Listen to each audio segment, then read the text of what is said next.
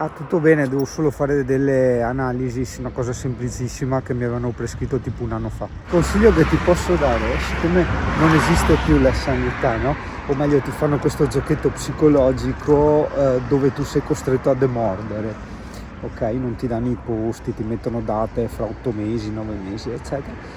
E sembra quasi una battuta, ma tu prenota alla cazzo, cose a cazzo, che magari se ti servono le fai, altrimenti le puoi disdire. Aspetta che prima di fermarmi a lavorare voglio dire sta roba, che se è una roba turisticamente interessante, no?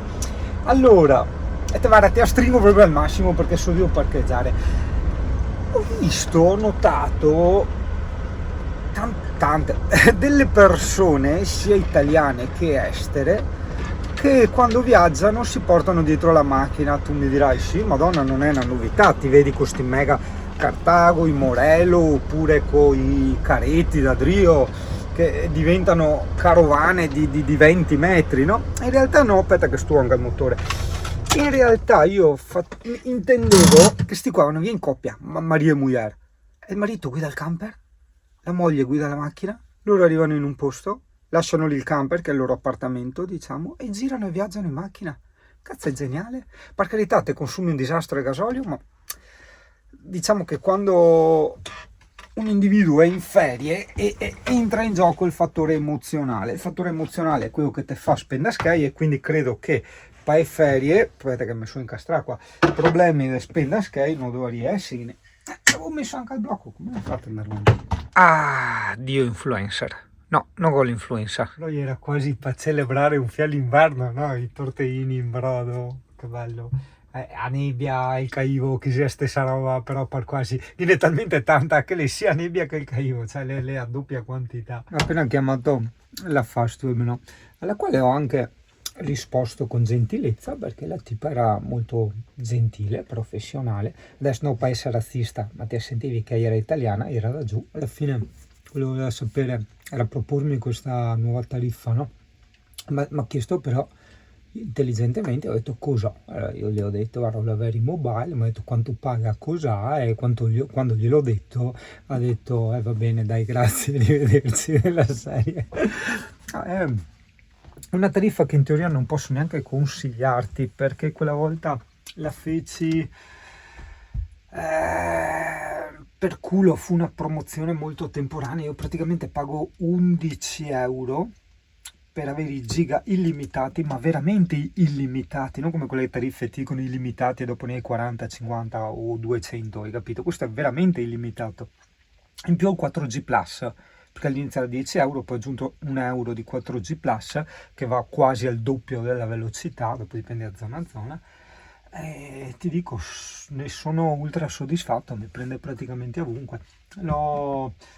Molti lo conosceranno, l'ho installata su questo router della TP-Link, adesso dovrebbe essere TK07 4G, e niente, resta acceso quasi 24 ore al giorno, quindi è ovvio che te lo consiglio, perché la cosa è ultra collaudata da anni, funziona e costa nulla. Ovviamente sto parlando per chi come me ci lavora, oppure anche per chi vuole un po' una connessione per tutta la famiglia quando vanno in giro col camper, o per guardare la TV, perché se hai giga illimitati ti puoi guardare tutto lo streaming che vuoi. E cosa non meno importante, per far andare certi tipi di antifurti, hai capito? Perché certi hanno bisogno della SIM al loro interno, altri invece tramite ripetitori, adattatori, oppure sono loro fatti così, si collegano alla rete wifi. Buon, continuo a asciugare i piatti adesso. Stavo registrando per sbaglio a 24 fps e avevo scrissato qualche bottone. CP, hai cambiato tu le impostazioni? No? Le migliori recensioni dei prodotti sono quelle che nascono alla lunga, ossia dopo tanto tempo che tu utilizzi un prodotto. Ad esempio, ora qua, vieni con me. Questo specie di spazzolino con il serbatoio per il detersivo integrato, ok, che viene spruzzato premendo in quest'area. Diciamo che apparentemente è una cosa molto utile. Quando l'ho presi all'Ikea ne fui molto entusiasmata, perché dissi cazzo, guarda che bello qua, tutto in uno, e butta il detersivo e gratta bene tutto quanto. Dopo lasciamo perdere che di detersivo ne butta esageratamente troppo. Lasciamo perdere che con certe stoviglie mi schizza, perché essendo setole elastiche mi schizza lo sporco e la roba in giro per le pareti, lasciamo perdere quello, quindi non va bene per tutto. Direi che a distanza di tempo sto strappolino non mi va più bene, perché non so dove metterlo, cioè ce l'ho sempre nel lavandino, ma quando inizi già a mettere dei piatti a lavare eccetera è un strafante in più, insomma. E niente, il cane mi ha pisciato per l'ennesima volta nel tappetino, che poi puzza di un odore acre che non hai neanche idea. Andiamo a spendere per l'ennesima volta sti 15 euro, cioè sto passo sui 15 euro al giorno. Purtroppo dovrò tenerla a dormire in bagno, non vedo altra soluzione, perché 15 euro per 30 giorni, i tantini.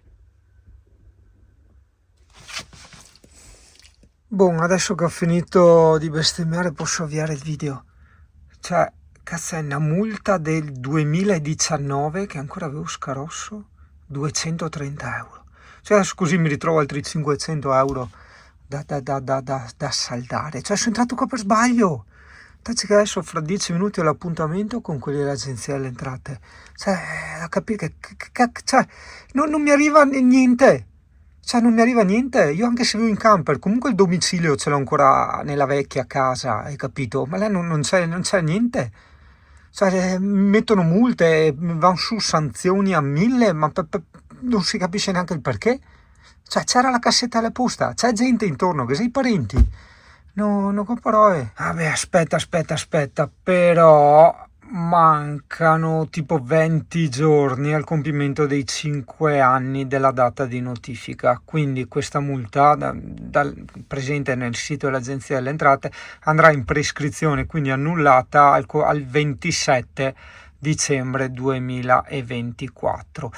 E pertanto ok, basta, aspettiamo, e da tener controllato che questo non si aggiorni, ma in avanti 5 anni ho avuto che proprio gli ultimi giorni aggiorna. È un po' frustrante avere una fetta di pubblico contro di me perché tiro le bestemmie, in quanto purtroppo da intellettuale conosco la storia delle religioni, conosco la storia della religione cattolica, ne conosco i motivi, conosco tutte le psicosi che sono state create in questi 2 millenni,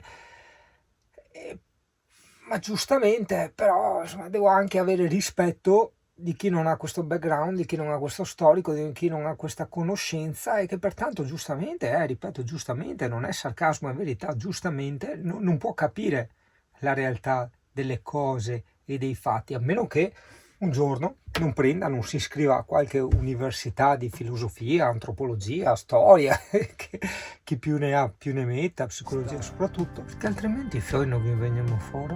Recitando un rosario di ambizioni meschine, di millenarie paure, di inesauribili astuzie, coltivando tranquilla l'orribile varietà delle proprie superbie, la maggioranza sta come una malattia, come una sfortuna, come un'anestesia, come un'abitudine.